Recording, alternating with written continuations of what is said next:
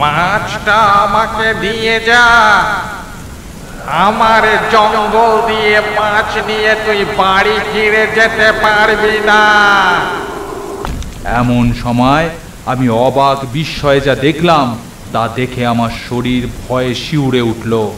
দেখলাম অন্ধকার পথের মাঝখানে ফুটে উঠল একটা বিশাল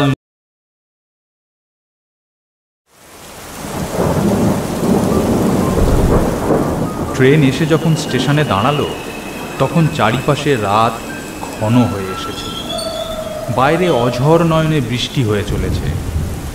ট্রেন থেকে প্ল্যাটফর্মে নেমে দেখলাম আমি ছাড়া প্ল্যাটফর্মে একটিও লোক নামেনি। লোক নামবেই বা কীভাবে? একে বর্ষাকাল, তার উপর রাতের ট্রেন। ট্রেন যদি ঠিক টাইমে পৌঁছাতো তাহলে হয়তো কিছু লোক নামতো এই স্টেশনে, কিন্তু প্রচণ্ড ঝড় বৃষ্টির জন্য বকুলপুরের রেল লাইন জলের তলায় চলে যাওয়ার জন্য এই ট্রেন প্রায় 2 ঘন্টা লেট।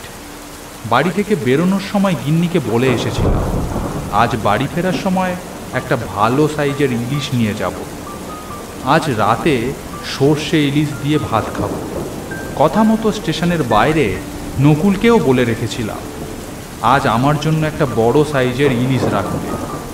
স্টেশন চত্বরে নকুলের মাছের দোকান, কিন্তু এখন কি আর সে দোকান খোলা আছে?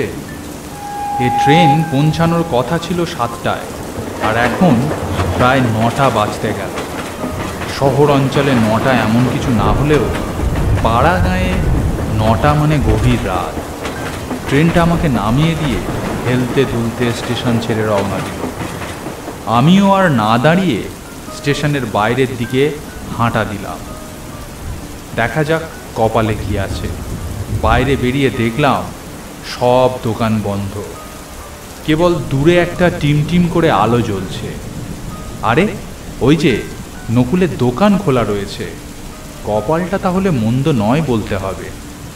দোকানের সামনে গিয়ে দাঁড়াতে নকুল হাসি মুখে বলল, বাবু এত দেরি হলো? আর বলিস না ভাই, 7টার ট্রেন 2 ঘন্টা লেট করে যদি 9টায় এসে পৌঁছায় তাহলে আর কি করব বল? তা তুই এত রাত পর্যন্ত দোকান খুলে রেখেছিস কেন? তুই তো 7:30 8টার দিকে দোকান বন্ধ করে বাড়ি চলে যাস। বাড়ি চলে যাব কি করে বাবু? আপনাকে কথা দিয়েছিলাম আপনার জন্য ইলিশ মাছ রেখে দেব। আপনাকে দেওয়া কথা ফেলবো কি করে? ঝড় বৃষ্টি দেখে মনে মনে একটু যে চিন্তা হচ্ছিল না তা বলবো না বাবু। তবে আমি জানতাম আপনি যখন একবার বলেছেন তখন আপনি মাছ ঠিকই নেবেন। তা খুব ভালো করেছিস বাবা। এখন দে দেখি মাছটা দে, আমিও বাড়ি যাই আর তুইও দোকান বন্ধ করে বাড়ি যা। নকুল মাছটাকে আমার হাতে দিতে আমি মাছটার দাম মিটিয়ে মাছটাকে হাতে ঝুলিয়ে বাড়ির পথে যাত্রা করলাম। এখান থেকে আমার বাড়ি প্রায় মাইলখানেক রাস্তা। চারিদিকে মুষলধারে বৃষ্টি পড়ে চলেছে। আমি এক হাতে মাছ আর অন্য হাতে ছাতা নিয়ে এগিয়ে চলেছি। থেকে থেকে ঝোড়ো হাওয়া বইছে। দুদিকে গাছপালা ঝোপঝাড় জঙ্গলকে পেছনে ফেলে আমি হেঁটে চলেছি। চারিপাশে খুব জোরে ব্যাঙ আর ঝিঁঝি ডাকছে। পথঘাটে জনপ্রাণীর কোনো চিহ্ন নেই। এই ফাঁকে আমার সম্বন্ধে 2-1টা কথা বলে রাখা ভালো। আমার নাম পরিতোষ রায়। আমি কলকাতার একটি সওদাগরি অফিসে কাজ করি। আমার বাড়ি মধুপুর গ্রামে। প্রতিদিন সকালে ট্রেন ধরে আমাকে কলকাতার অফিসে যেতে হয়, তারপর আবার সন্ধে গ্রামে ফিরে আসি। আমার বিয়ে হয়েছে, তবে সন্তানাদি নেই। গ্রামের পৈতৃক ভিটা আর কিছু জমি জমা নিয়ে দিব্যি আমার দিন কেটে যাচ্ছে। আজ অফিসে বেরোনোর আগে স্ত্রীকে বলে বেরিয়েছিলাম বাড়ি ফেরার সময় ইলিশ মাছ নিয়ে আসবো, সর্ষে দিয়ে ইলিশ রান্না করে দেবে। রাতে গরম গরম সর্ষে ইলিশ আর ভাত। কিন্তু ট্রেন এত দেরি করলো, কি আর করা যাবে। হাঁটতে হাঁটতে মিত্তিরদের আমবাগানের কাছে এসে পৌঁছেছি। এমন সময় আমি অনুভব করতে পারলাম, কেন জানি না আমার শরীরটা কেমন যেন ফুলে ফুলে উঠছে। তারপরই শুনলাম আমার ঠিক পিছনে কার যেন একটা পায়ের শব্দ আমাকে অনুসরণ করছে। হাঁটতে হাঁটতে আমি দাঁড়িয়ে পড়লাম। ঠিক তখনই পায়ের শব্দটাও থেমে গেল। আমি আর থাকতে না পেরে পেছন ঘুরে দেখলাম, কিন্তু কোথাও কিচ্ছু নেই। এসব কিছু কি আমার মনের ভুল? পিছন ঘুরে আবার চলতে শুরু করলাম। তবে ওটা কিসের শব্দ হচ্ছিল? বৃষ্টির জল মাটিতে পড়ার শব্দ হবে হয়তো। পিছনে কেউ থাকলে তাকে তো আমি নিশ্চয়ই দেখতে পেতাম। এমন সময় সামনের ঝোপটা খুব জোরে নড়ে উঠল। ভীষণ ভয়ে আমি দাঁড়িয়ে পড়লাম। অবাক হয়ে সেই দিকে তাকিয়ে দেখলাম, কিন্তু বিশেষ কিছু দেখা গেল না। এমন সময় একটা ছোট্ট ঢিল এসে পড়ল আমার পায়ের কাছে। পর মুহূর্তে আরও একটা, ঠিক তার পরে আরও একটা। এইভাবে ক্রমাগত ইট বর্ষণ হতে লাগলো আমার চারিপাশে। ইটগুলো যে আমার গায়ে পড়ছে না এটুকুই রক্ষে। কে ছুঁড়ছে সেটা দেখার জন্য আমি পেছন ফিরে তাকালাম। আবার দেখলাম কেউ কোথাও নেই। তবে ইটগুলো ছুঁড়ছে কে? চারিপাশে কোনো জনপ্রাণী নেই। শূন্য থেকে ইটগুলো আমার দিকে ধেয়ে আসছে। ইট বৃষ্টি বন্ধ হচ্ছে না। পথের মাঝে দাঁড়িয়ে কি করব ভাবছি, এমন সময় একটা ভয়ানক গলার স্বর শুনে আমার শরীরের ভেতরটা শিউরে উঠল। মাছটা আমাকে দিয়ে যা।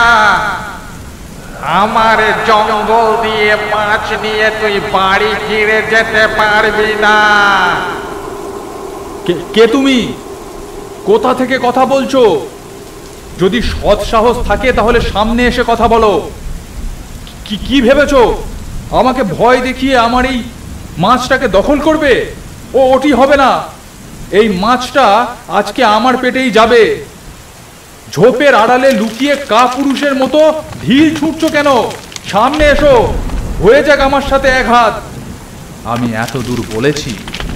এমন সময় আমি অবাক বিস্ময়ে যা দেখলাম তা দেখে আমার শরীর ভয়ে শিউরে উঠল। দেখলাম অন্ধকার পথের মাঝখানে ফুটে উঠল একটা বিশাল নরকঙ্কালের অস্থিসার শূন্য দেহ। তারপর কঙ্কালটা তার হাতটা বাড়িয়ে আমার হাতে ধরে থাকা মাছটাকে নির্দেশ করে বলল, মাছটাকে দিয়ে যা।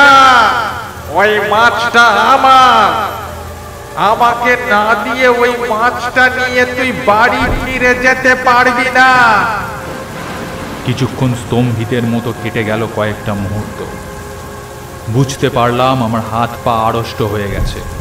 তারপর আচমকা আমার চমক ভাঙতেই হাতের ছাতাটাকে ফেলে মাছটাকে শক্ত করে ধরে প্রাণপণে দৌড়াতে লাগলাম বাড়ির পথে। ছুটছি তো ছুটছি, পথের যেন শেষ নেই। পেছন থেকে শুনতে পেলাম হাড়ের খটমট শব্দ এগিয়ে আসছে আমার দিকে।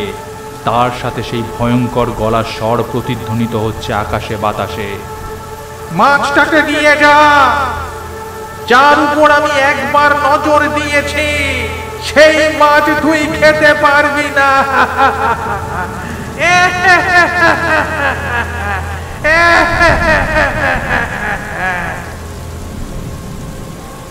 এমনভাবে ছুটতে ছুটতে শেষমেশ নিজের বাড়ির উঠানে ঢুকে তারপর আমি থামলাম। বাড়ির উঠানে ঢুকে দেখলাম গিন্নি চিন্তিত মুখে আমার দিকে তাকিয়ে রয়েছে। কি গো, এতক্ষণ লাগলো তোমার বাড়ি আসতে? এই তোমার সন্ধে।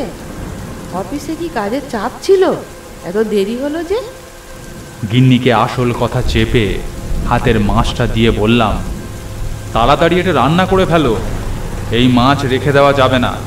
বৃষ্টির জন্য ট্রেন লেট ছিল, তাই এই অবস্থা।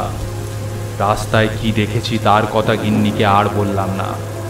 বললে গিন্নি নির্ঘাত খুব ভয় পেত। আমার হাত থেকে মাছটা নিয়ে আমার স্ত্রী রান্নাঘরের দিকে চলে গেল। এতক্ষণে আমি বারান্দায় দাঁড়িয়ে বাড়ির আশপাশের দিকে চোখ বুলালাম। কোথাও কিচ্ছু নেই। না, বাড়ির চৌহদ্দির মধ্যে ঢোকার সাহস কঙ্কালের হবে না। খুব বাঁচান বেঁচে গেছি। চারিপাশে তখনও সমান তালে বৃষ্টি হয়ে চলেছে। ভাবলাম এখনো তো রান্না হতে অনেক দেরি আছে। ততক্ষণ ঘরে গিয়ে একটু বসি। ঘরের দিকে যাব বলে পা বাড়াচ্ছি, এমন সময় শুনতে পেলাম বাইরে তেঁতুল গাছটার পেছন থেকে কার যেন একটা বীভৎস হাসি ভেসে আসছে। সে হাসি শুনলে শরীরের রক্ত জল হয়ে যায়।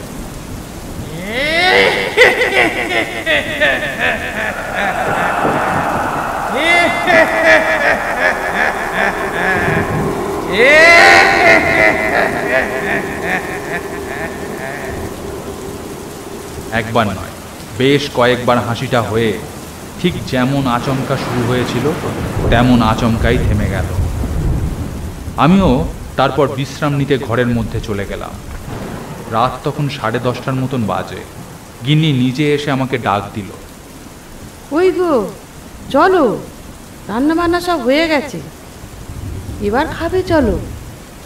রান্না হয়ে গেছে? তা বেশ বেশ, চলো। বাইরে বেরিয়ে দেখলাম ঘরের বারান্দাতে আমার জন্য গিন্নি আসন পেতে খাবারের আয়োজন করেছে। খাবারে বিশেষ কিছু নেই, সর্ষে দিয়ে ইলিশ মাছ আর গরম গরম ভাত। এতক্ষণে মন থেকে ভয় অনেকটা কেটে গেছে। নিশ্চিন্তে খেতে বসলাম। গিন্নি পাশে বসে আমার খাওয়া তদারকি করতে থাকলো। খাবো বলে সবে ভাতে হাত দিয়েছি, এমন সময় আকাশ বাতাস বিদীর্ণ করে একটা অশরীরী অট্টহাসির শব্দ শোনা গেল।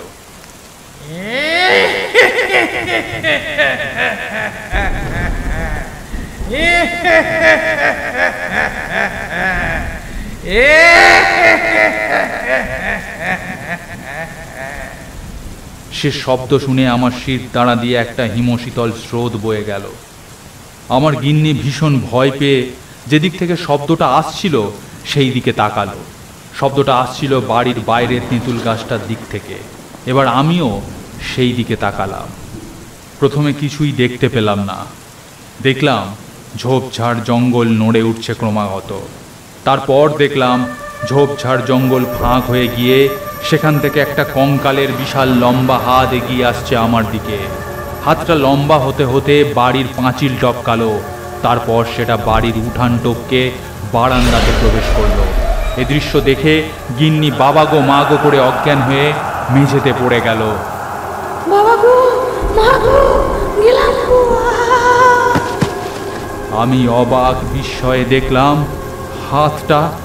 হাতটা আমার থালার কাছ পর্যন্ত এসে মাছের বাটি থেকে ইলিশ মাছটাকে খামচে তুলে নিয়ে আবার ঝোপের মধ্যে ফিরে গেল।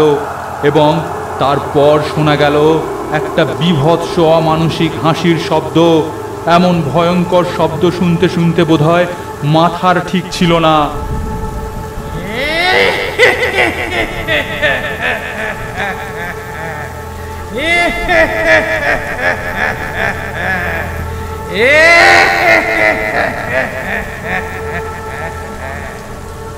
সম্বিত ফিরল বেশ কিছুক্ষণ পরে।